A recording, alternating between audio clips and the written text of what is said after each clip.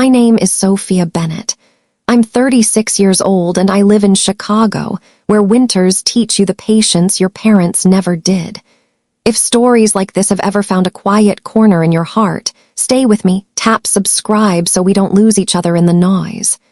This is my story. It's called, "They Raised My Brother Like a Prince, Now He's Just My Driver." It begins, as many American family stories do, at a dinner table we kept for too long. Oak heavy, scarred by birthdays and meatloaf knives and the rings left by sweating glasses of iced tea. In my house, we didn't sit at the table so much as take our assigned roles upon it. My father carved, my mother praised, my brother Ethan received, and I cleared the plates before they grew cold. "Did you hear? Ethan met with the alumni board chair," my mother said that night, the way some people announce a sunrise. "He sees something special in him." My father lifted his chin like a toast. Ethan was born for big rooms. They spoke as if his future were a fact printed in a newspaper, already on the porch, just waiting to be picked up. They spoke about him with a softness that made them beautiful, and they saved that softness for him. I was there too. I passed the salad. I refilled water. I mentioned that my manager had given me a bigger account at work, the kind that kept me late and paid the rent on time. "That's good," my father said, the way people say "bless you" when you sneeze. Reflex. Polite. Over and done. Here's a thing I learned young and kept learning. When one child is handed a crown, someone else is asked to hold the mirror. I learned to hold it steady. Ethan sat with his elbows wide, occupying space like it was his birthright. He talked about possibilities he hadn't earned yet, law school, consulting, something high level. My parents nodded so eagerly they could have jarred loose his halo. When he finished, my mother turned to me, her smile thinning the way a ribbon does when it's pulled too tight. "How was your day, Soph?" "It was fine," I said, though it had been more than fine. But fine is what invisible people say to keep the room comfortable. I remember the clink of silverware, the way the overhead light hummed, the slow-motion feeling of being present and erased at once. It wasn't cruelty, not in the way people imagine it. It was attention, measured out like sugar, spoon after spoon into the same cup, until the other cup ran dry. When dessert came, a store-bought pie no one bothered to warm, my father launched into one of his favorites. "When I was Ethan's age," he said, "I knew I'd carry the family name forward. A man should do that." I looked down at my hands, at the clean half-moons of my nails, at the faint flour smudge on my sleeve from helping my neighbor bake earlier. The funny thing about being dismissed is that you start to save your tenderness for strangers. It feels safer there. Ethan scraped the last bit of crust and stood, already on his phone, already somewhere more important, while my mother collected the compliments he never said and kept them for him anyway. My father rose with the stiffness of men who believe they've done enough by standing. Chairs pushed back. The evening loosened. I stacked plates. In a certain kind of family, love is not divided equally. It is invested. And investments expect returns. As the faucet hissed and the water steamed the air, I washed each dish the way a person washes their thoughts, slowly, with small circles, until they're clean enough to put away. I could hear Ethan laughing from the hallway, my mother's voice, the soft thud of my father's shoes. I could hear my own breath. People talk about moments that change you. This one didn't announce itself. No cracked thunder, no slammed door. Just the quiet realization that no one was coming to hand me a crown. If I wanted one, I'd have to stop holding the mirror. I dried my hands on a towel that had seen better years, and I looked back at the table, the knives aligned, the glasses still sweating, the pie reduced to crumbs. There are rooms that teach you how small you are. There are also rooms that make you promise you won't stay small forever. I made that promise to myself right then, in the language only I could hear. I didn't keep that promise out loud. I kept it the way you keep a pebble in your coat pocket, small, weighty, touched when no one is looking. Sometimes to understand a dinner table, You have to go back to the first plates that were ever set there. In our house, the tilt began early. When Ethan turned 7, our backyard filled with folding chairs and ribboned balloons, a rented bounce house squatting on the lawn like a castle. There was a Costco sheet cake with his name in blue script, a hired magician who pulled silk scarves from his sleeves, and a line of neighborhood kids waiting for party favors. The pastor's wife brought a wrapped box. My mother wore lipstick the color of celebration. 2 months later, on my birthday, there was a cupcake still in its plastic clamshell from the supermarket, and a card signed Love, Mom and Dad in my mother's handwriting alone. My father was working late, my mother said, and we'd do something bigger next year. Next year learned to hide behind the calendar. Ethan had a room that grew up with him, fresh paint, a Little League pennant pinned straight above his bed, a TV by middle school, then a newer, larger one by high school. I learned to sleep to the blare of late-night sports and the faint chatter of boys who didn't care about tomorrow. My room was a narrow strip of a space at the end of the hall. The paint peeled at the windowsill. When it rained, the frame swallowed water and swelled. I didn't mind the quiet. It taught me to listen. I kept library books stacked like bricks, built myself a fort out of stories. When I read, the house couldn't find me. At church, people bent down and told me how lucky I was to have a brother like Ethan. He's got leadership, mister. Gleason would say, the deacon with a handshake like a vice. You can see it in the way he walks. At school, teachers gave him second chances like breath mints, casual, generous, endless. When he forgot an assignment, there was always a make-up. When I turned work in early, there was a polite nod and a grade circled in red, proof I'd done what was expected of me. That's the quiet math of certain families. Admiration compounds in one account, frugality in another. By the time anyone audits, the numbers feel like truth. On Saturdays, my father took Ethan to the batting cages, their laughter returning to the car in gusts when they opened the doors. I stayed home and vacuumed the living room in long, straight lines, the way my mother liked, stopping only to watch dust float in the tracks of sun across the carpet. My mother would call from Target and ask if I wanted anything. Maybe the yellow notebook, I'd say.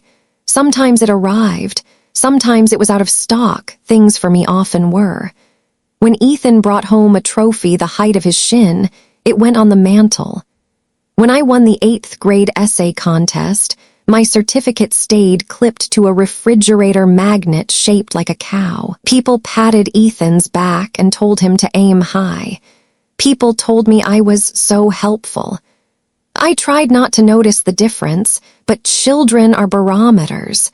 We read weather even before we learn long division. Ethan learned that apology was unnecessary if you smiled while you made excuses. He learned that practice could be optional if his talent was declared loudly enough. He learned that doors opened if enough adults stood on the other side and insisted they should. He grew into this knowledge the way boys grow into suits bought a size too big, awkward at first, then, somehow, as if it were made for him. I learned other things. How to stretch ground beef into 3 meals, how to read tiredness in my mother's eyes and move before she asked, how to love people who only loved the future version of me, the one who would finally do something obvious enough to be celebrated. I learned to make myself smaller around the edges so I wouldn't be told to move. There were moments of sweetness. It would be dishonest to say there weren't. Ethan once shared the last slice of pizza with me and didn't make a show of it. My father taught me how to check the oil in a car in a driveway warm with July. My mother let me choose the color of new bath towels, soft gray, the color of clouds that mean rain but not thunder. It is important when you tell the truth to include the kindness you received. Otherwise, the story comes out crooked and you can't trust the part that matters. Still, the current ran as it ran. In the fall of my freshman year of high school, I stayed late in an English classroom that smelled like dry erase markers and paperback glue. Mrs. Kane, a woman with soft sweaters and fierce eyes, placed a hand on my essay and said, "Sophia, you have a voice." It startled me, that sentence. A voice was something singers had, coaches had, my parents used in the stands. I hadn't considered that words on a page could be a kind of speaking. I carried that sentence home like contraband. I didn't tell my parents. I folded it and kept it in the same private pocket as the promise I'd made at the sink. Meanwhile, Ethan collected more of the world's faith. Someone's uncle who was someone at the bank said he'd keep an eye out. A neighbor promised an internship when the time comes.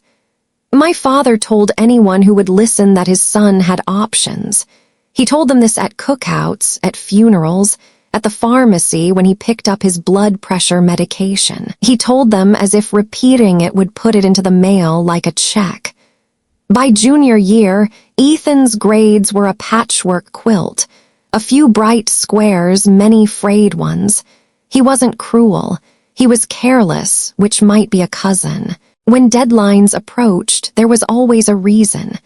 When rules got in the way, there was always an exception, and if there wasn't, someone tried to make one. He did not have to stretch. No one asked him to. I stretched. Not heroically. Not in a way you'd notice if you weren't looking.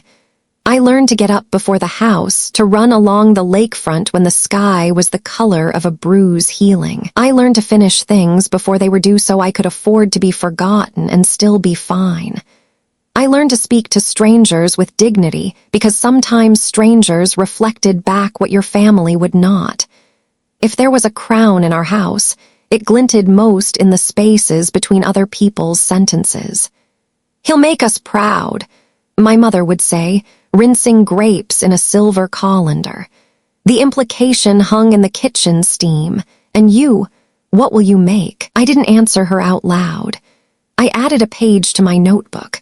I underlined verbs. I taped a quote above my bed that said, "Work is love made visible." I tried to believe it. Years later, when people asked how I became the kind of woman who could sit quietly at a table and still feel whole, I wanted to tell them that it starts in small rooms with low ceilings, with a girl reading under a lamp that buzzes, with a boy on the other side of the wall dreaming out loud and being told his dreams are already real. It starts with what is given and what is withheld, and what you learn to grow in the soil left to you. Back then, though, I wasn't thinking about origin stories. I was thinking about getting through Wednesday, about finishing chemistry homework at the kitchen counter, while my mother thawed chicken and my father tried not to look disappointed that my brother wasn't home yet. I was thinking about the way Mrs. Kane said voice, and how maybe a person could build a life around something no one else could see.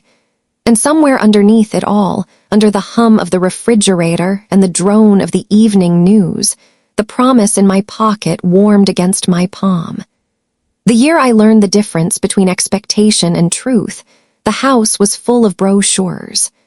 Glossy catalogs arrived in stacks, campuses with brick walkways and trees in perfect autumn, students smiling in arranged diversity, libraries that looked like the kind of churches where silence was worship.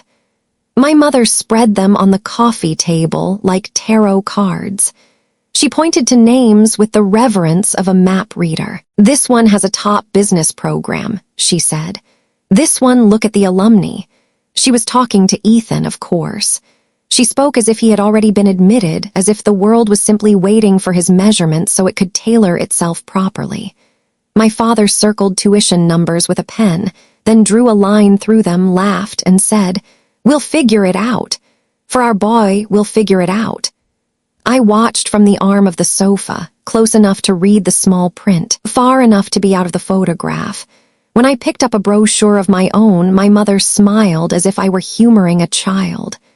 "There are wonderful state schools," she said gently, the way a nurse suggests decaf. "Guidance counselors know things parents don't. Mine, Mrs. Rivers wore sensible shoes and carried a thermos that smelled like cinnamon tea. She invited me to sit, closed the door, and slid a practice test across the desk. "You're ready," she said. "Don't wait to be told." I took that test the way you take a dare no one knows about. After school at the kitchen table, I bubbled answers while the house moved around me. Ethan drifting in and out, my mother feeding the dog, the local news narrating doom from the corner. When results came back weeks later, Mrs. Rivers pressed her lips together in a smile she tried to keep professional. "Apply everywhere your heart can imagine," she said. "Let them say no to you before you say no to yourself." At home, the weather stayed the same. My parents asked Ethan about his essays. He said he'd start them this weekend. He said that 3 weekends in a row. My mother washed grapes and put them in a glass bowl as if fruit could fix momentum. My father sat with him at the dining table one night and dictated phrases that sounded like other people's sons. Leadership, initiative, community impact. Ethan typed dutifully and then wandered off to meet friends. I wrote in my room. Words found me like people who show up when you stop hoping they will. I didn't write about triumph. I wrote about the quiet, how it shaped a person, how it taught you to see the air between things. When I was done, I folded the essays into their envelopes as carefully as if they were handkerchiefs for a wedding. SAT morning came cold and blue. Ethan slept through his first alarm. My mother rapped on his door, then opened it, then begged. He stumbled in late with his hair uncombed and a coffee he forgot to drink.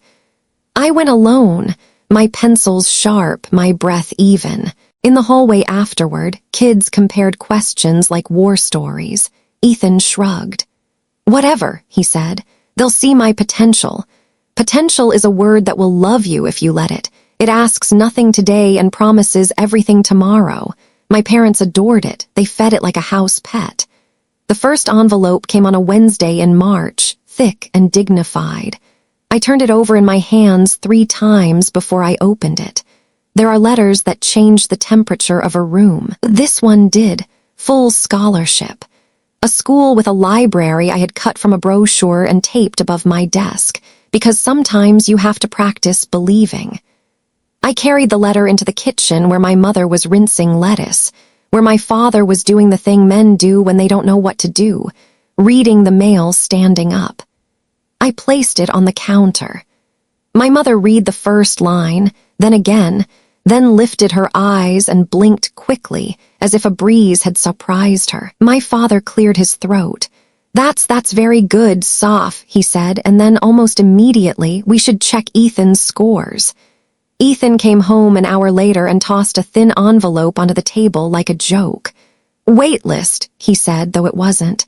Later there were more thin envelopes, then none at all. My parents built explanations like scaffolding. "These schools are political," my father said. "They're after quotas, trends." My mother folded dish towels the way you fold a flag and wouldn't say bad luck out loud. Ethan paced the kitchen and called friends and complained about essay prompts that didn't let him be himself. No one mentioned that his self had not risen early, had not shown up, had not done the unremarkable work that makes remarkable things possible. The night the big school called to tell me there would also be a stipend, money in my account for books and travel, I took the phone onto the back steps. The porch light haloed the moths. I listened to the woman say my name like it mattered and felt the world tip a degree in my direction. When I went inside, my father was nodding yes into his own phone, comforting some relative about something unrelated, saying the phrase he used as benediction. "We're proud of our son." I don't think my parents meant to be cruel. I think they were clinging to a story they started writing before either of us were old enough to argue. Maybe they thought love could will a person into becoming. Maybe they didn't know that willing and working are not the same verb. Spring moved across the neighborhood, graduation yard signs, girls in white dresses at church, boys in rented tuxes pretending the future was a party that would never end. I went to an awards night and shook hands and smiled into a crowd that did not belong to me and also did. When my name was called for the scholarship, I searched the seats for my parents. My eyes found 2 empty chairs saved with jackets. They arrived late, clapping with the exhaustion of people who had been somewhere else. Afterward, in the parking lot, my mother kissed my cheek in the air, careful of my makeup. My father looked over my shoulder at the boys shaking hands under the streetlight. "Did you hear?" he said. "Ethan might have a line on a position at Caldwell and Sons, a friend of a friend." He said it with relief, as if a crack had been caulked. I nodded. I held my certificate against my ribs, where it was warm. When Ethan finally enrolled at the community college 2 towns over, my parents treated it like a victory someone else would soon recognize. He bought spiral notebooks in bulk and a backpack that could have crossed a continent. 3 weeks later, he stopped going to his morning class. 2 more, and the afternoon one felt pointless. He didn't withdraw, he drifted, a kind of quitting that lets you pretend you haven't. By November, he had a job selling phones at the mall and the kind of resentment you can feel in a room before the person walks in. On the day my university sent a packet with housing options and a photo of the dorm courtyard I'd memorized from the website, Ethan came home with a speeding ticket and a story about how the officer had it out for him. My mother wrote a check. My father said, "These things happen." No one asked me which dorm I preferred. I chose the one with the smallest rooms. I had learned to make a life in small spaces. The twist, when it came, didn't look like a twist. It looked like a stack of forms on the kitchen counter with my name on them. It looked like Mrs. Rivers hugging me in a hallway that smelled like pencil shavings and old pride. It looked like my brother's crown, once shiny, now a thing you put on a shelf and dust around. On the last day of school, our principal shook Ethan's hand and told him to keep in touch. He squeezed mine and said, "Write me from wherever you land." People like to bless departures. It makes them feel generous. I didn't need a blessing. I needed a beginning. That night at our table, the oak scarred deeper with knife marks and years, my father lifted his glass. "To the future," he said. He looked at Ethan when he said it. I lifted mine too. I didn't correct him. I had my own future to toast, and for the first time it didn't require a witness. I left in August, the kind of August that presses the air against your skin and makes even goodbyes feel heavier. There was no dramatic scene. No suitcase hurled down the stairs, no speech carved from fury. I folded my life into 2 duffel bags and a box that had once carried oranges, and I did it in the quiet of a morning when the dog was sleeping, and my parents were both pretending to read. Ethan wasn't home. He had started working late shifts and sleeping through noon. I wrote him a note anyway, 2 lines that said be well and call me if you need anything, though I knew he wouldn't. My mother stood in the doorway while I wrestled the second duffel into the trunk of a car I'd bought off a man who called me kiddo and promised she had good bones. She watched the way people watch weather, alert, resigned. "Text when you get there," she said, which in our language meant I love you in the only safe verb we had for it. My father shook my hand. His grip was firm, the way he had taught Ethan's to be for job interviews. It felt like a rental agreement. We were all doing our best not to need more than we knew how to offer. The highway unspooled like a ribbon someone had been saving, reluctant to use. Fields, then billboards, then a town with a used bookstore and a diner called Sally's that would later know my breakfast order. The campus rose from brick and shade trees and stone, a place that looked like it would keep its promises. Move-in day is the same everywhere. Parents hauling mini-fridges, our rays with smiles like caffeine, the thud of boxes, the clatter of doors, the bright, nervous sound of new beginnings. My room was on the third floor and small enough that when I set the desk lamp on, the walls seemed to draw a breath. I pinned the library map above the desk, taped a postcard of Lake Michigan beside it, and tucked a photo of my younger self into the desk drawer. The photo was bent at the corners and showed a girl holding a cupcake with the plastic lid still on. I kept it to remind me of two things: that I'd come from small offerings and that I could learn to make my own. Work came first because rent doesn't wait for transcripts. I took a shift at the coffee shop off campus, the one with mismatched mugs and a chalkboard menu smudged by ambition. I learned to coax foam into hearts. I learned that you can tell who tips by how they ask for their latte. 3 afternoons a week I shelved returns at the library, sliding spines into place, memorizing the soft geography of the Dewey Decimal System. On Saturdays, I waited tables at Sally's, where pancakes arrived the size of hubcaps and couples divided their years into bite-sized stories over bacon. By Sunday night, my feet ached in a way that made sleep feel righteous. There is a loneliness that follows you into the life you chose.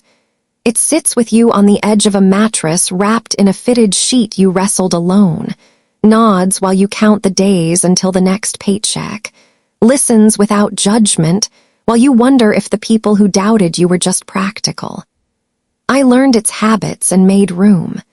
At night, I studied until the lamp warmed my cheek, then set an alarm early enough to run before the city woke. Dawn on those streets felt like something offered freely.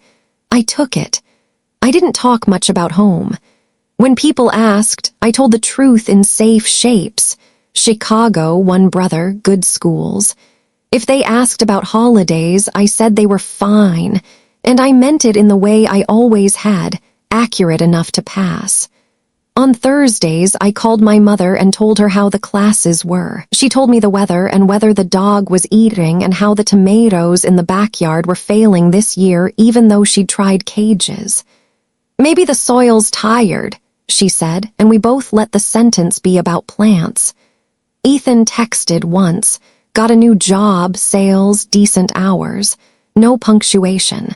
A week later he called to ask if I knew how to talk a bank out of fees. He'd overdrawn his account. "They're sharks," he said. I gave him the script I used at work when billing went sideways. Be calm. Ask for a supervisor. Say you're a loyal customer. He sighed, thanked me, and hung up.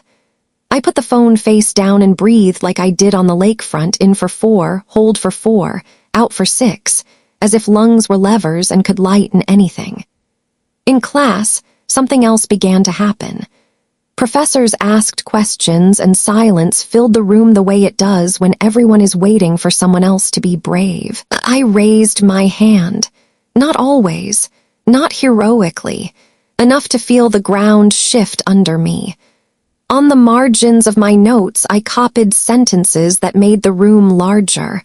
Baldwin, Didion, Morrison. When the first paper came back with yes, written in the margin beside an argument I had been careful with, I folded the page and kept it flat in my bag so it wouldn't crease. Money was a math problem I did daily. I stretched groceries with beans and rice and the generosity of a rotisserie chicken. I learned the art of secondhand. A winter coat from a thrift store that smelled faintly of cedar, a toaster with a stubborn lever, a lamp a neighbor left by the curb with a note that said works, promise. When the radiator in the dorm clanged in January, I laughed out loud because it sounded like home. If I missed anything from our house, it wasn't the praise I never had. It was the predictability. The way Tuesday meant meatloaf and Thursday meant laundry, the comfort of knowing where the Windex was and how my father's keys sounded in the lock. In their place, I built other rituals. Coffee at 5, run at 6, class, library, work, read, sleep. I committed to ordinary as if it were a training plan. Ordinary, it turns out, is the road that takes you somewhere extraordinary when you walk it long enough. Spring came the way it always does in the Midwest, Suddenly, then grudgingly. Trees tried on green. People switched from boots to hope and back again. I stood in a hallway lined with flyers for causes and clubs and summer internships, and realized I had not once asked permission to belong here. The realization landed softly, the way snow does when it understands the ground's got it.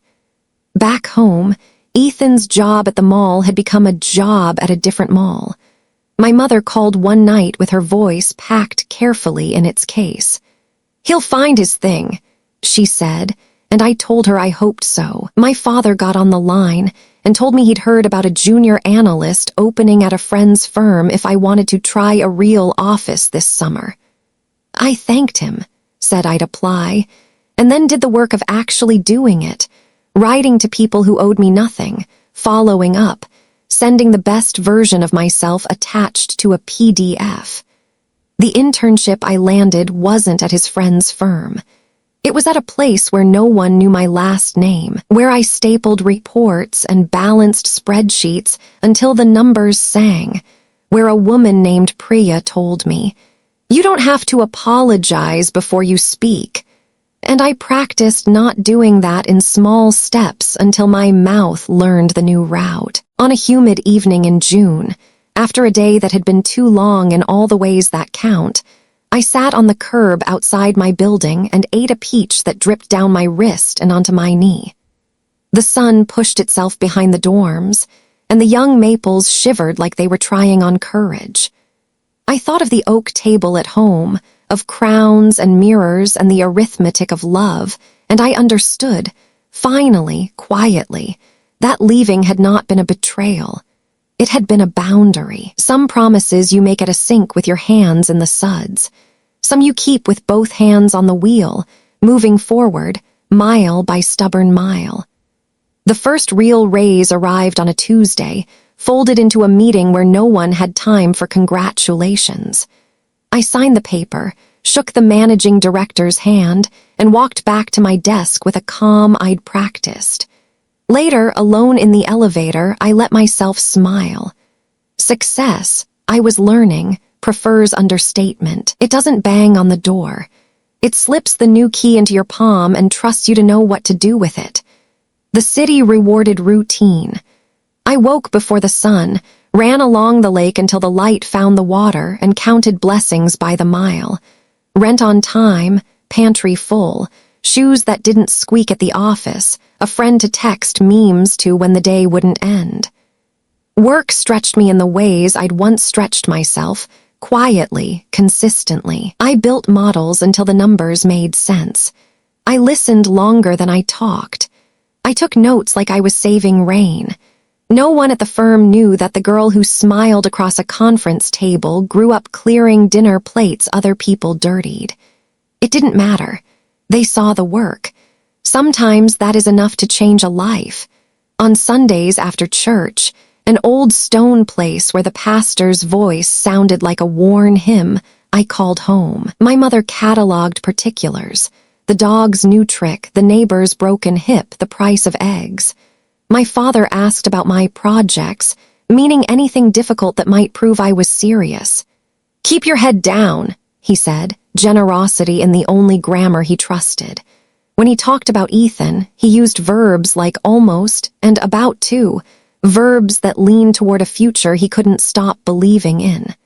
Ethan had taken a job selling cars, then left because the manager didn't get him. He tried construction but quit when winter came early, and the wind found the seam in his jacket. A cousin promised work at an auto shop. That ended in an argument about showing up on time. My parents gathered explanations the way other people gather seashells, holding them up to the light, admiring their patterns, ignoring the fracture lines. One November night, as I left the office with a jaw sore from concentration, my phone rang with my mother's ringtone. The old jazz station she loved, cut short. I stepped into the lobby where the heat made the windows sweat. "Hi, Mom, do you have a minute?" Her voice was too bright, like a bulb about to fail. "It's about your brother." I sat on a bench and watched a security guard nod at no one. "What happened?" "It's just a rough patch," she said. He co-signed something for a friend. The friend disappeared. The bank is being unreasonable." Paper rustled on her end, the sound parents make when they put a hand over a wound and hope it will count as care. "We've helped as much as we can. Your father, his hours were cut. Could you, just this once, help Ethan get clear?" There are words that wake up old rooms. Hers did. I saw the oak table, the pie, the crown I'd never been handed. I saw the girl holding a cupcake under plastic. But I also saw the woman I had become, the one who paid her bills on time and called her mother on Sundays and ran along a lake because it reminded her of God's patience. "How much is get clear?" I asked. She told me. It was an amount that would not undo me but would teach us all a lesson I would spend years unlearning. I said I needed to think. She said of course, she understood, she knew I was busy, and please don't mention this to your father, he'll only get upset. After we hung up, I stared at the lobby's marble floor until the veining became a river. I remembered the line I had kept like a pebble in my pocket. A boundary isn't betrayal, but boundaries are hardest with the first voices you ever heard. I didn't sleep much. In the morning, I called the bank. I learned the details my mother had softened. I learned there was no friend, only a stack of credit he'd insisted would turn into a business as soon as the website went live. I learned late fees accumulate the way habits do, quietly, until they are the loudest thing in the room. That weekend, I drove to the house where I had learned the arithmetic of love. The siding needed paint. The maple out front had lost a limb in a storm. My mother hugged me like a truce. My father shook my hand and said, "You look well." Ethan arrived late, eyes red with a kind of tiredness that has nothing to do with sleep. He smelled faintly of last night. "Thanks for coming," he said, then pretended not to be embarrassed. We sat at the same table, the oak now dulled, the scratches deeper. Papers spread between us like small failures. My father cleared his throat and said things about good kids and bad luck. My mother poured coffee into mismatched mugs and put her hand on Ethan's shoulder. He leaned away a fraction, not enough to see unless you were looking. I asked questions because questions make daylight. Ethan answered with the practiced vagueness of someone used to rescue. "I'm getting it together," he said, which is a sentence that asks to be believed more than it asks to be true. "I have a lead," he said, the way fishermen do after a long, empty morning. There is a kindness that isn't mercy. It is clarity. "I can't pay this for you," I said. My mother blinked. My father's jaw tightened in the way that turns men into their own fathers. Ethan's face passed through 3 seasons and landed in winter. "What do you mean you can't?" he said, as if the verb itself were a betrayal. "I mean I won't," I said, and it startled me how calm I sounded. "I can help you call. I can sit with you while you set up a plan you can afford. I can't make it disappear." The room absorbed it. The dog shifted under the table as if old furniture had taught him to be careful around new truths. My father stood up, then sat down again. "She's right," he said finally, his voice like gravel. I wasn't sure who he meant to convince. We called. We waited on hold. We made arrangements that didn't flatter anyone. Ethan agreed to things he did not want. He signed where the woman on the phone told him to sign. When we were done, he stared at the pen like it had insulted him. On my way out, my mother walked me to the door. She tucked a hair behind my ear the way she had when I was 10. "You're strong," she said. It was not a compliment. It was an admission. Driving back to the city, I thought about how love moves through a family. Sometimes as praise, sometimes as rescue, sometimes, if you're lucky, as a firm hand on your back pushing you toward the thing you would rather not do but must. I thought about potential and how it is a debt too, accruing interest until someone pays it down with work. The next months were steady in the way growth is. I showed up. I learned the shape of meetings where my voice mattered. I learned to spend without apology on fresh fruit and a good mattress. I saved. I watched winter come like an old story and then watched it leave, softer than it had arrived. Ethan texted me about once a week. Sometimes he wanted scripts, what to say to a landlord, to a boss, to a creditor. Sometimes he sent a photo of a sunset from a parking lot, as if to prove he was paying attention to beauty. Once he asked if I knew anyone who needed a driver. "I'm good in a car," he wrote. "Clean record now." I looked at my calendar, at the back-to-back meetings, and the nights I left the office so late the trains were thin to bones. I thought of the way my shoulders climbed to my ears in traffic, of the driver services that never sent the same person twice, of how much I hated small talk with strangers who held my day in their hands. I didn't answer right away. I went for a run along the lake and watched the water keep its promise to reach and return, to reach and return. By the time I reached the pier, the decision had already been made, not by pity, not by pride, but by the quiet logic of a life I had built without anyone's crown. When I called Ethan back, the wind off the water made me raise my voice. "I might have something," I said. "If you can be on time." He showed up 10 minutes early to the coffee shop where I'd asked to meet, hair combed, shirt pressed to the point of apology. He held his hands as if they were waiting for instruction. "I can do mornings," he said before we sat. "Nights, too, whatever you need." "We'll try mornings," I said, because boundaries aren't only about no, they're about shape. I laid it out plainly, start times, routes, a trial month.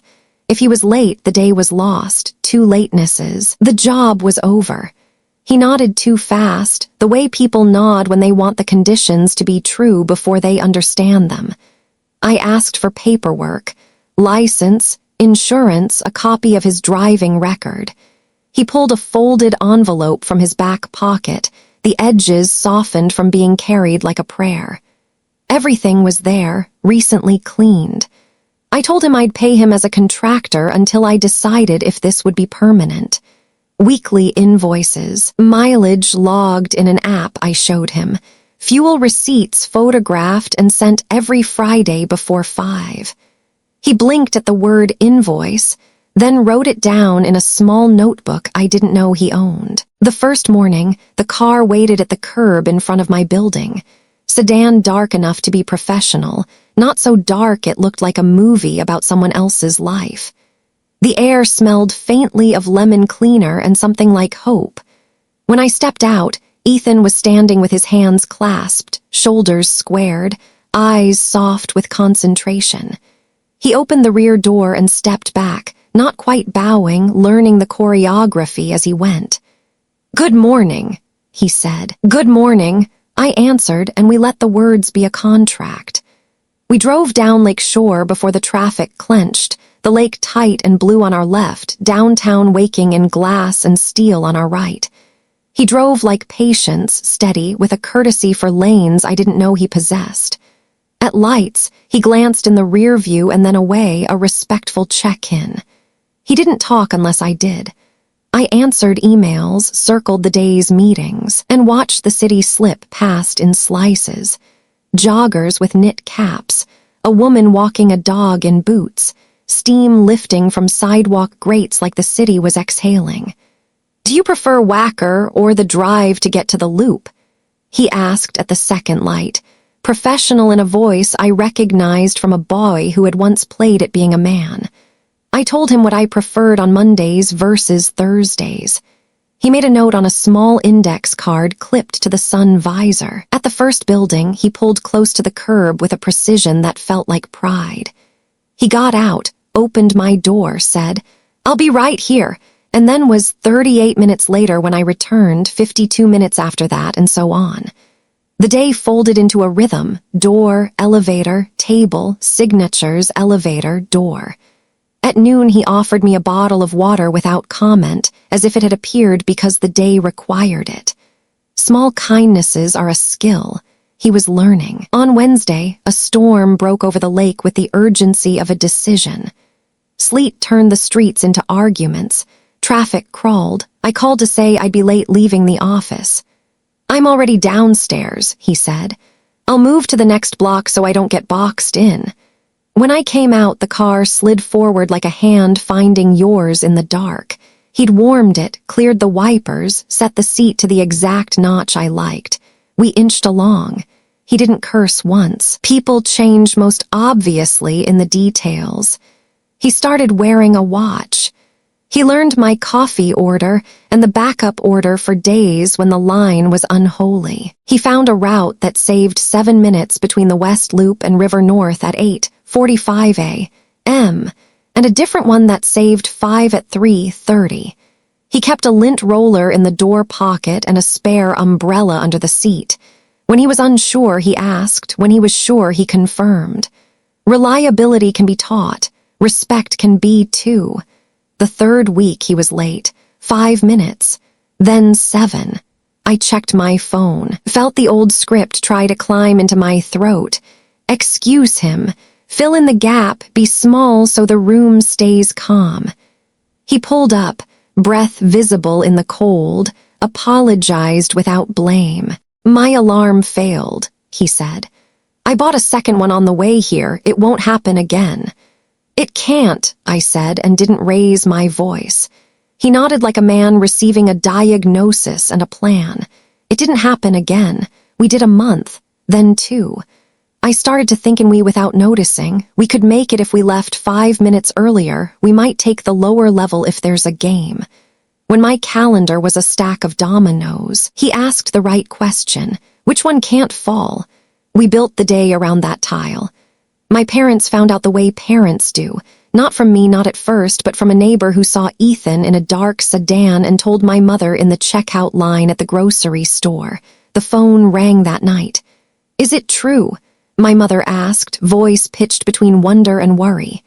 Yes, I said. It's work. It's going well. Silence held the line for a long second, then 2. I'm glad he's showing up, she said. It sounded like someone had moved a piece of furniture and was still deciding if it fit. A week later, they asked to stop by. Saturday, early afternoon, when the city is soft with errands.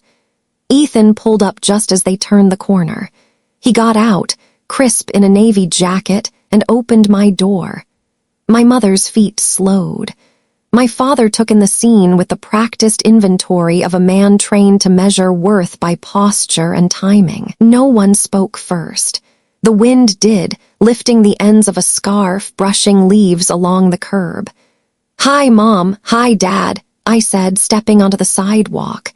Ethan stood at the open door, hands at his sides, not looking down, not looking away. He had the expression of a person who knows the moment they are in matters and also knows it isn't theirs. My father cleared his throat. Afternoon, he said, the way men say grace when they aren't sure who to thank. My mother's eyes shone with something untranslatable. We were in the neighborhood, she said, though we all knew that was never how our neighborhood worked.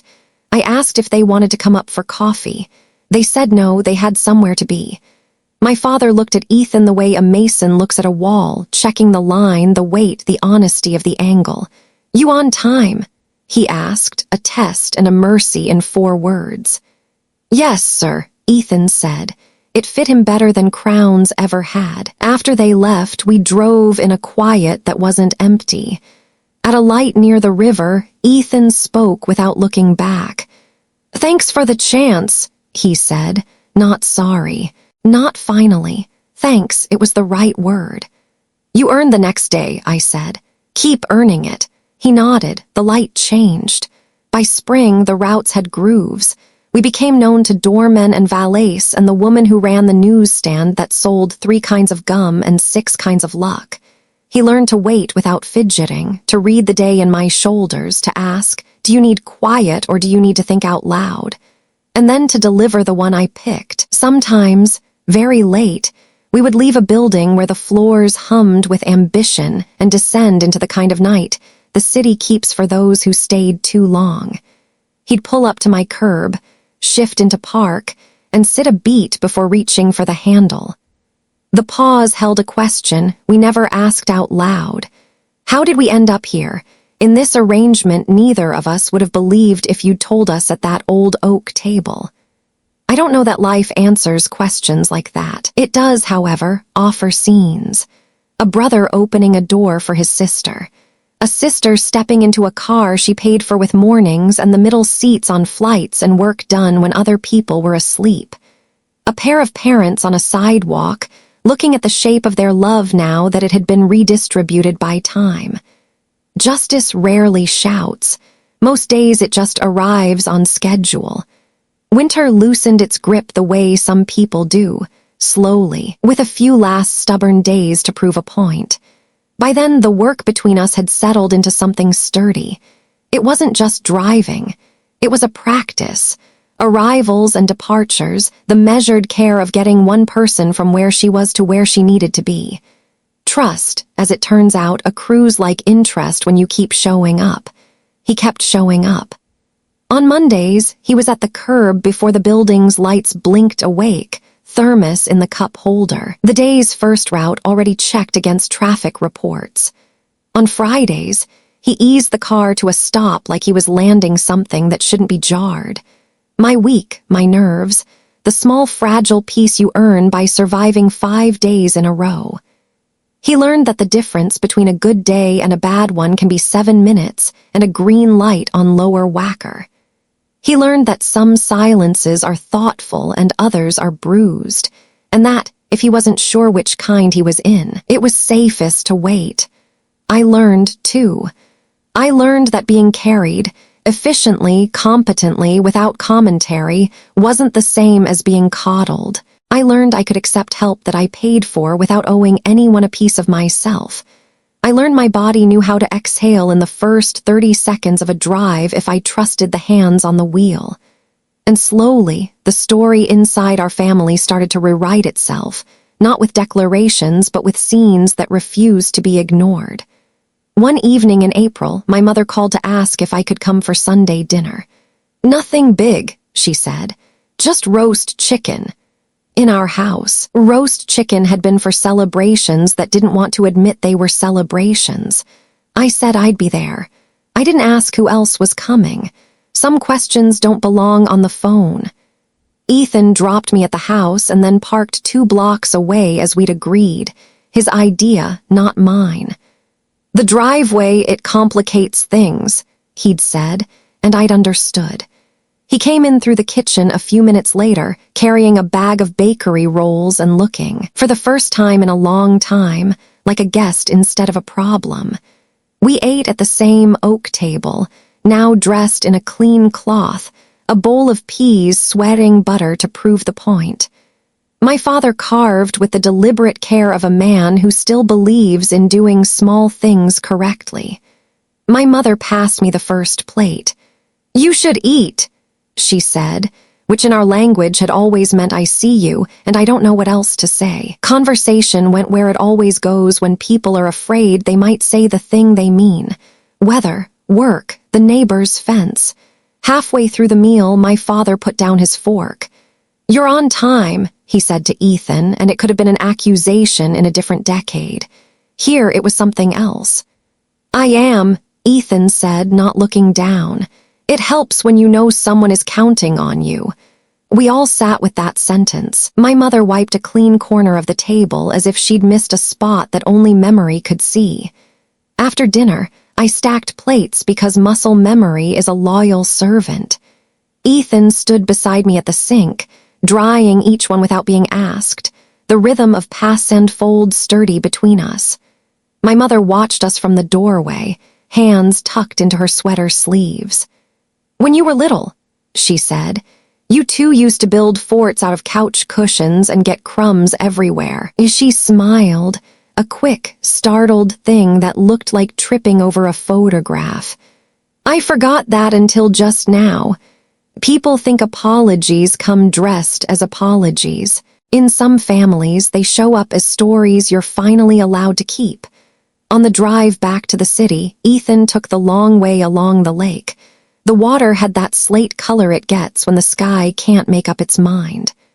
"Mom asked me last week if I wanted to move back in for a while," he said, eyes on the road.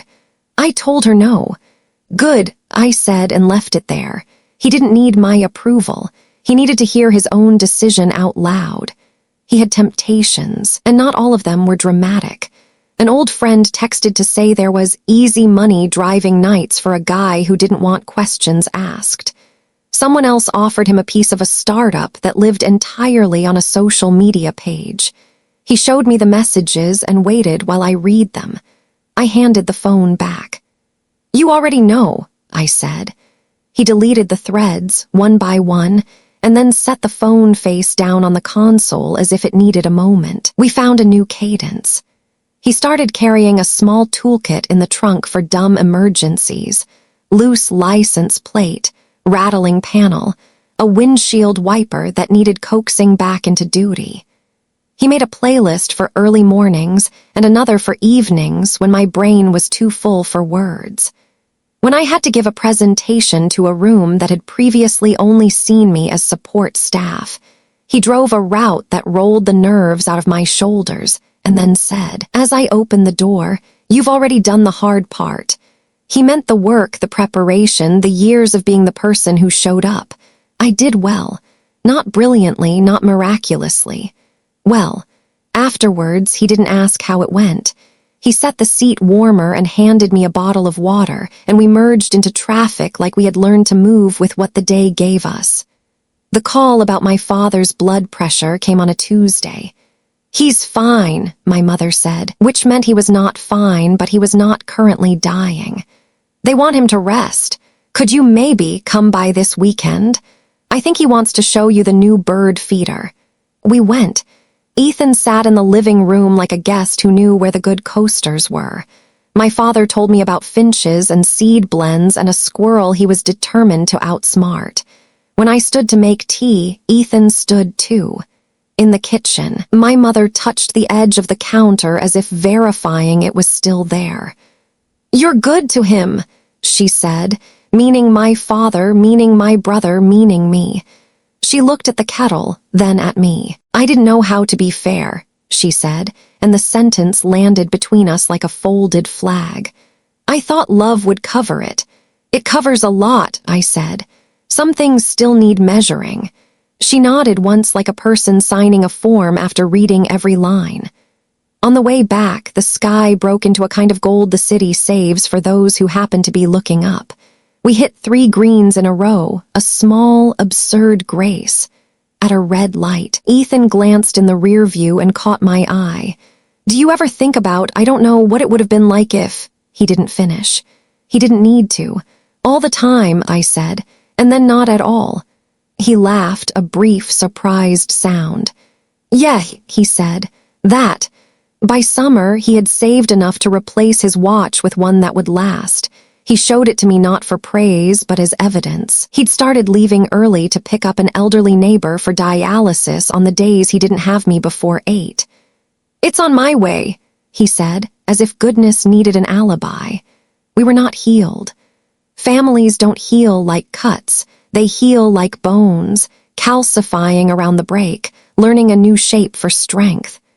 There were still moments when my mother overfed a silence, when my father asked a question that was really a verdict, when Ethan mistook a pause for an exit. But the distance between who we had been and who we were now could be measured in more than miles.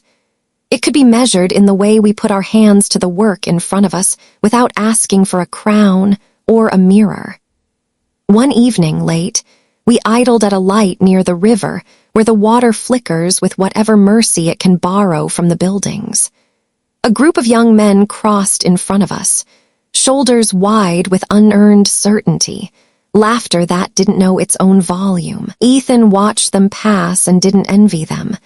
I knew because envy has a posture, and he didn't have it anymore. When the light turned green, we rolled forward. The city opened.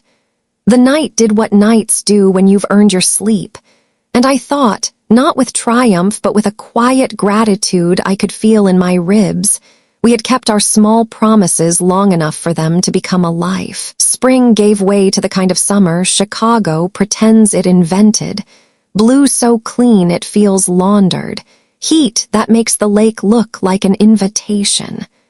Work climbed another rung without fanfare.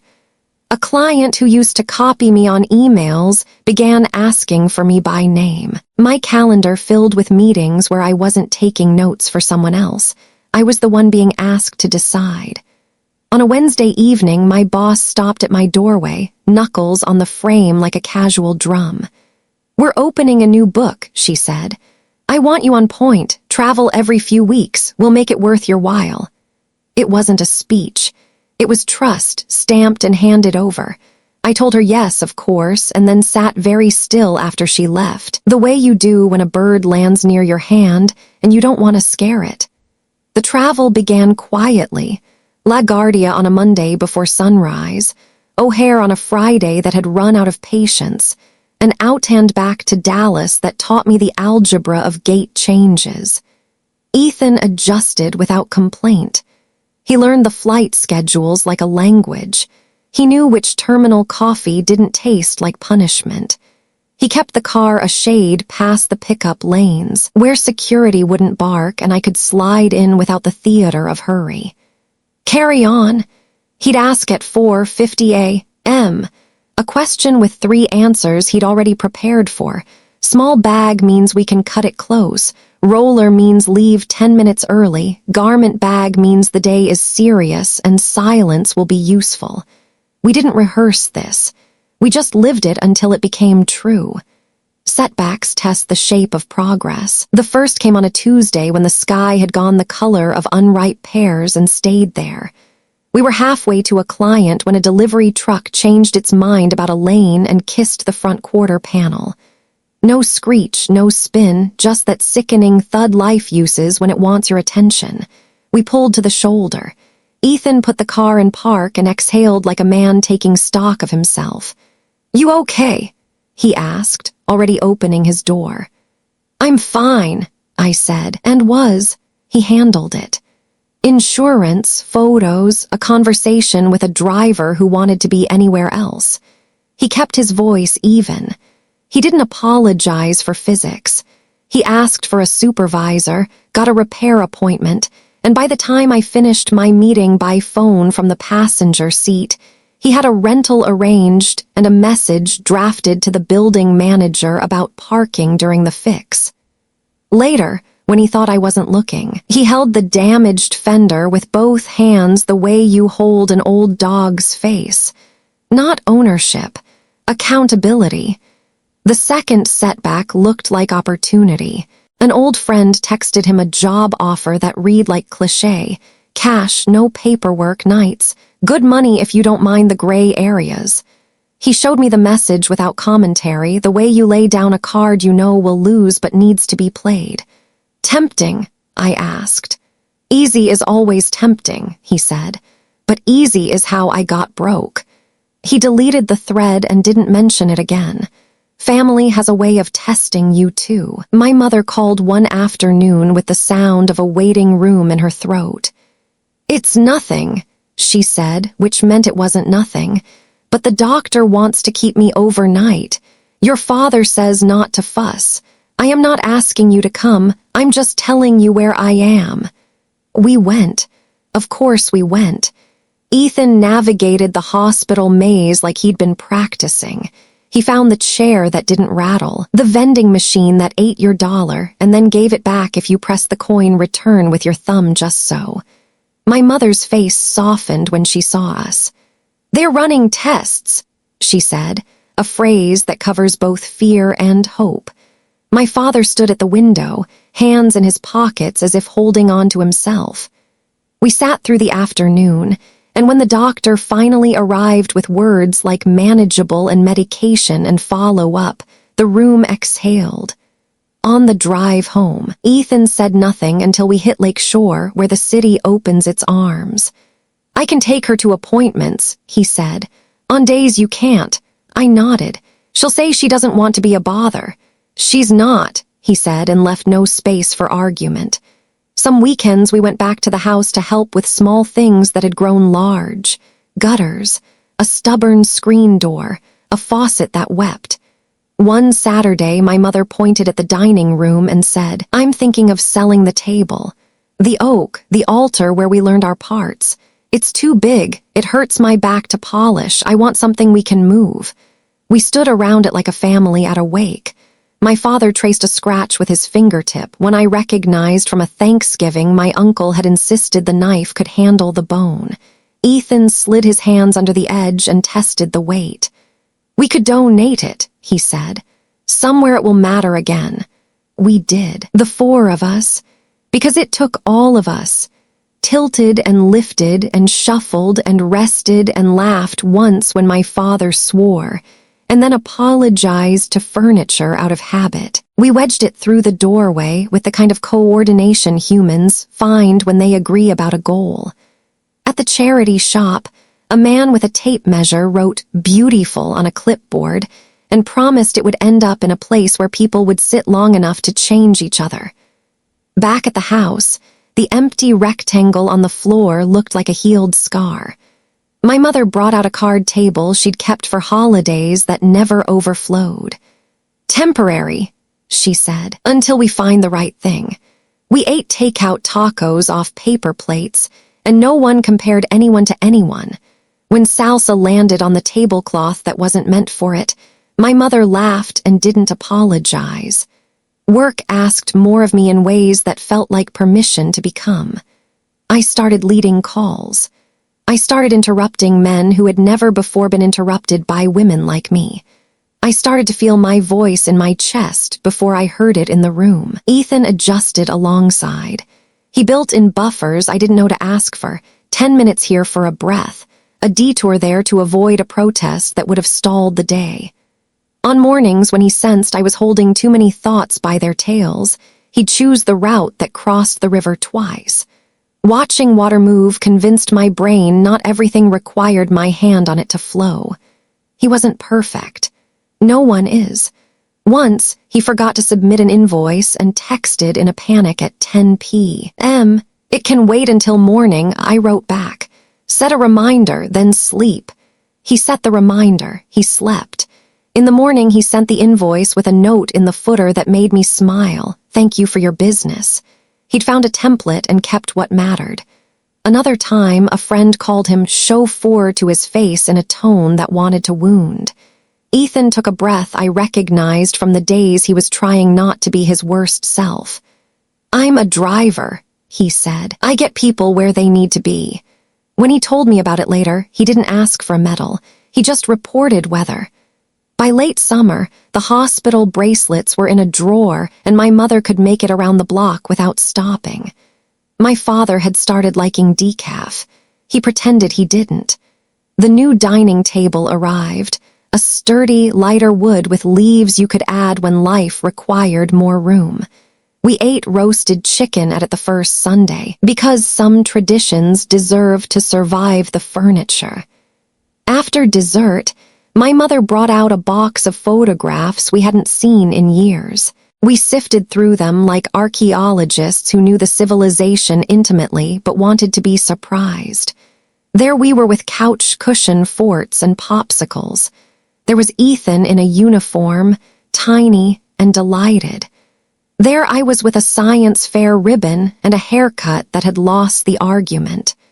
My father held one up of the old table groaning under Thanksgiving and said, "We did all right," and no one corrected him. Driving back that evening, the city gave us green after green, as if reward were a thing you could measure in traffic signals.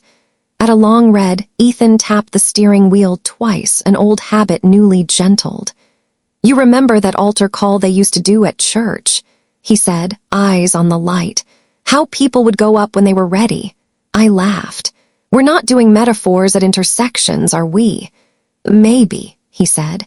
"Feels like we've been walking up for a while." The light turned. We moved. The river took the sky and made it soft.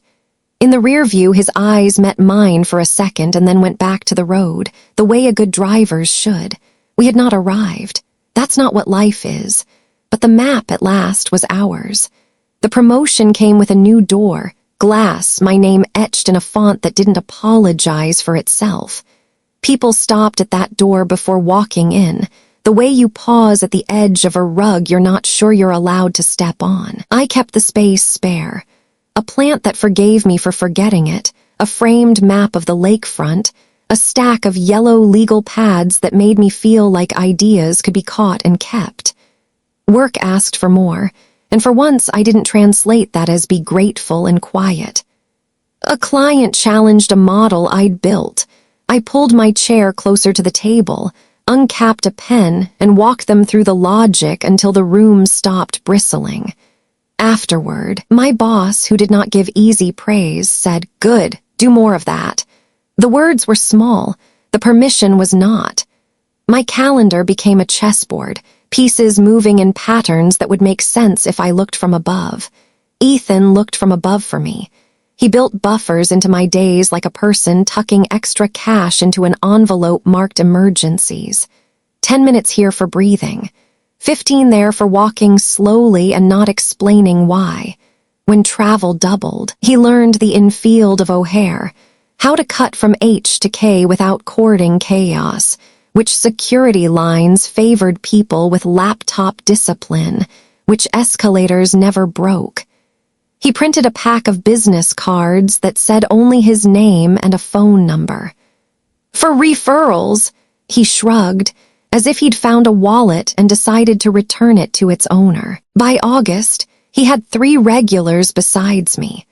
A lawyer who hated parking garages, a retired teacher who visited her sister in rehab twice a week, and a woman who ran events and needed someone who could move between loading docks and ballrooms without becoming part of the problem.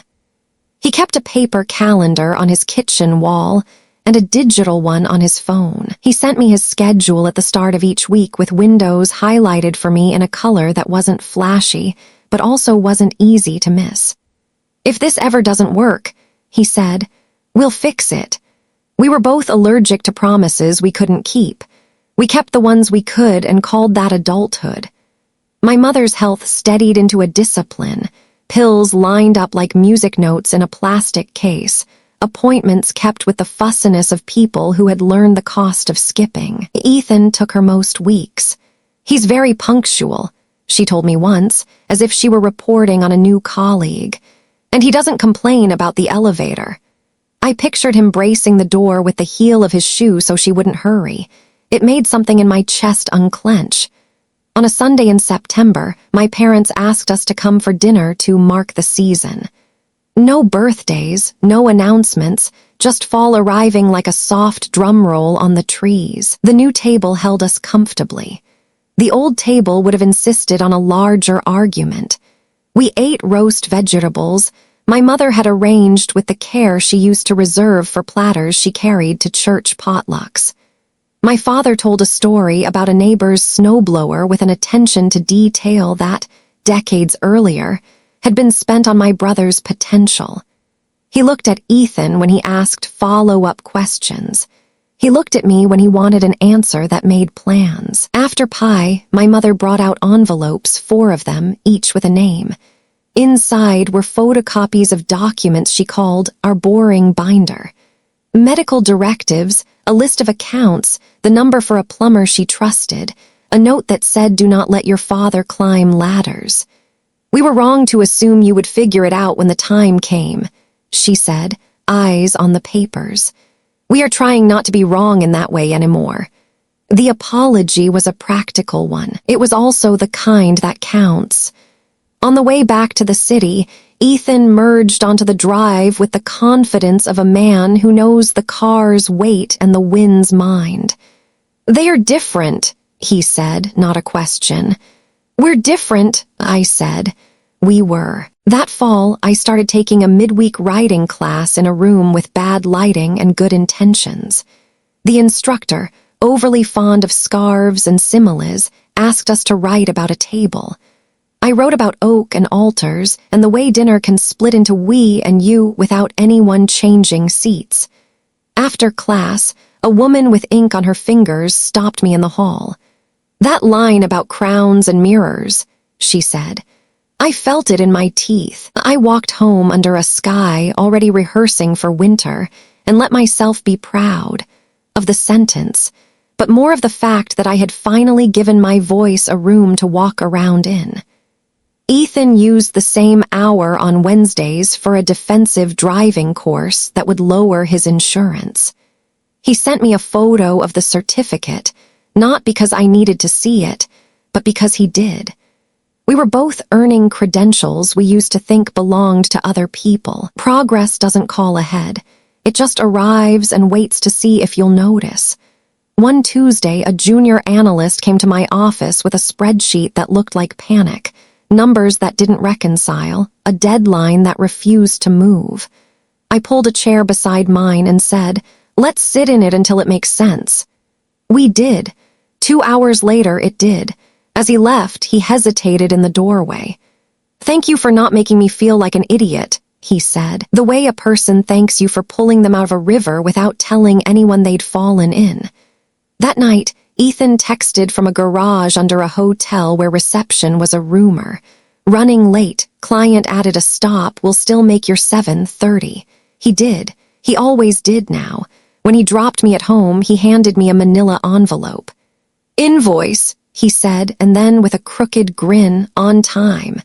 We didn't talk about money much. That was part of the repair. Not pretending money was love or love was money. He charged me a fair rate. I paid it on schedule. Sometimes I added a bonus when a week had been brutal. Sometimes he refused it and said, "Save it for when the car needs tires," which is a sentence that means I'm thinking longer than Friday. In October, the firm hosted a charity gala at a hotel that pretended chandeliers could solve loneliness. I wore a dress that fit me like an apology I had stopped owing. Ethan pulled up under the awning, stepped out, and opened my door with the same care he used on Tuesdays and Augusts. Cameras flashed for people who needed to be seen. We did our jobs and did not perform them. At the entrance, a partner I'd won over with competence and refusal to flinch nodded at Ethan. "Good driver," he said, like weather. "He is," I said and kept walking. It wasn't a slight. It was dignity, everyone named for what they did, no crown required. Later, when the speeches got long and the salmon got cold, I slipped out early. Ethan was there, engine quiet, a playlist set to the song that makes the city feel kind. "Home?" he asked. "Home," I said. We drove past the river where the buildings were practicing being stars. At a light, he said, "You looked like you belonged," which was either the kindest thing anyone had ever said to me or simply the truest. November brought the first snow that stuck. My mother texted a photo of the bird feeder with a red cardinal like a punctuation mark. My father sent, unprompted, a link to a book about bond markets with the note, "Thought you might like this," which, translated, meant I am interested in what you do even if I don't understand it. I sent him a chapter and promised to explain the parts that lied. On the Saturday after Thanksgiving, we met at the house to hang a wreath.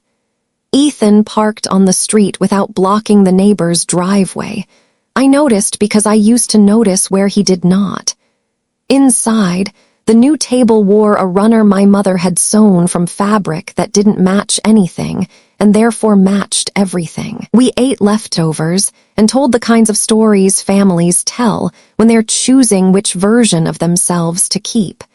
No one tried to edit the past into a fairy tale. No one took a cheap shot either. It felt like learning to dance at middle age and deciding it was fine to count out loud. Driving back that night, the heater doing its good work on my knees, I thought about the word enough. I had been chasing it so long it had become a size rather than a feeling, a number in an account, a title on a card, a square footage. Lately, enough had shifted. It looked like a week where no one needed rescuing. It sounded like my mother saying, "I'm proud of you," to both her children without rationing the syllables. It felt like the weight of a key in my pocket and knowing exactly which doors it opened. At a red light near the museum, a group of kids skated through the intersection, scarves flying, fearlessness borrowed from a season that still believed in itself. Ethan watched them and smiled, The kind of smile people wear when they forgot they had that muscle. "You know," he said, eyes on the road, "I used to think success would feel like everyone looking at you. What does it feel like now? Like showing up and not breaking anything," he said, then added, almost shy, "including yourself." We rolled forward. The lake breathed. Somewhere above us, a plane stitched a line between two cities where people were doing their ordinary best. I rested my head against the seat and let the quiet be what it was. Not the silence of being unseen, but the quiet you earn after the work is done for the day. We were not done. Life rarely grants finales on a weeknight, but the story, the one that had been written for us and the one we were writing, had finally begun to agree on the facts. And that, I realized, was its own kind of ending, the kind that makes room for whatever comes next. The first snow of December came down in those forgiving flakes that make even bad neighborhoods look innocent. I was still at the office, a half-finished deck glowing on my screen, when the call came from my mother, voice tight and controlled the way it gets when she's holding back a flood. "It's your father," she said. "He's all right. He's mostly all right. They want to keep him overnight for observation."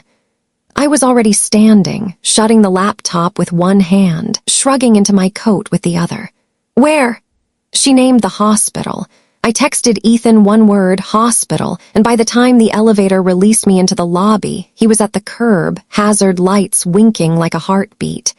We didn't talk much on the drive. He knew the route that avoided the lake wind and the one that didn't. He chose mercy. The snow thickened. Plows hadn't yet believed in the storm. He steered with the patient attention of someone who had learned the cost of hurrying. In the room, my father looked smaller in a gown that made everyone smaller.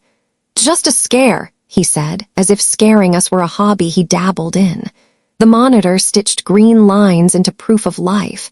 The doctor came and went with words that landed like instructions.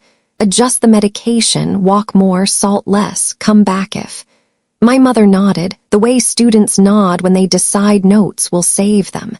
Ethan took the night watch without being asked. "You have a meeting at 8, he said. "Go home, I'll text you updates and bring him home in the morning." He had a book in his jacket pocket, a paperback I'd left in the back seat, and a thermos that still steamed. He set the chair by the window where the snow turned the parking lot into a blank page. I wanted to argue, to perform the kind of love that insists on suffering together. Instead, I put my hand on his shoulder, grateful for the fact that adulthood had taught us a different grammar. "Wake me if anything changes," I said. It didn't, thank God. At 6, Ethan texted, "Discharge at 9. I'll bring Mom home first. You go. Do your day." At 8, I presented to a room that didn't care about snow or fathers or the algebra of fear. I moved through slides with a steadiness I had not borrowed. When the last question ended, my phone buzzed. "He's fine," the message read. Stubborn, hungry, complaining about cable news in waiting rooms. We're taking the long way. I exhaled, the kind that reaches the bottom of your lungs and remembers there's more air down there than you think. 2 days later, when the sidewalks were cleaned into narrow opinions and the city's shoulders had relaxed, came the invitation I did not expect. My father called. "Come by Sunday," he said. "Earlier than dinner, I want to show you something." We went, of course. The house smelled like lemon cleaner and something baking just to make the air feel safe. On the new dining table, lighter wood, leaves tucked in, there were 3 envelopes. My father didn't sit. He stood like a coach about to give the speech he practiced for a decade and never found the right game for. "I've been wrong," he said, looking at a place just over my shoulder, the way men do when they are braver than their eyes. I thought love and expectation were the same thing pointed in different directions. They're not. He slid an envelope to me. "This is not repayment. You don't owe us anything. It's information. Our accounts, the mortgage, the number for the snowplow guy. If I scare you again, you'll know where the keys are." He slid one to Ethan. "For you, a different thing. I have a friend who thinks in licenses and insurance. If you want to make what you're doing an actual business, he'll help you file the papers. You've been acting like a man, put the paperwork around it." My mother stood with her hands inside her sweater sleeves like she might catch something fragile if it fell. "And," she said, "we want to ask a favor." She swallowed. "If it's not too much." "Ask," I said, though my chest had already answered. "Christmas Eve," she said. "We want to come to you.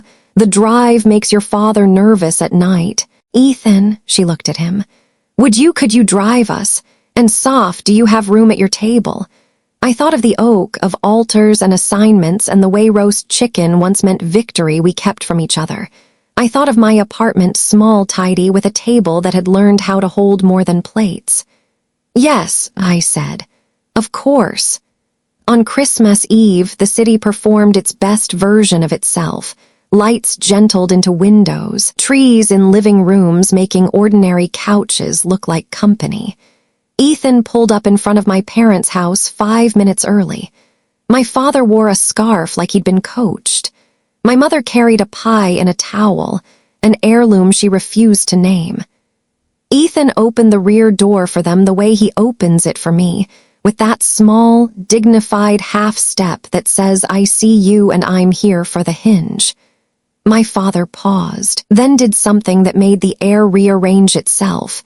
He clapped Ethan on the upper arm, not as reward, not as instruction, just contact. "Let's not be late," he said. It was not a command. It was a plan. At my building, the doorman wished us a Merry Christmas as if rehearsing for a play where everyone liked their lines. Upstairs, my apartment held. The table wore a runner and candles that made even the salt look intentional. We ate. We told stories about people who were not in the room so we would not have to tell the harder story about who we had been when we were. After dinner, I brought out coffee. My mother put her cup down and looked at me in that way she has when she is about to measure something carefully. "Sophia," she said, "I'm proud of you." She turned to Ethan. "I'm proud of you." She didn't ration. The syllables landed evenly. My father cleared his throat. He looked at the window, at the reflection of the four of us, our shapes cut out against a city that had not asked permission to keep sparkling. "When I was a boy," he began, and we all smiled because we knew the speech that usually followed. He stopped. He changed lanes.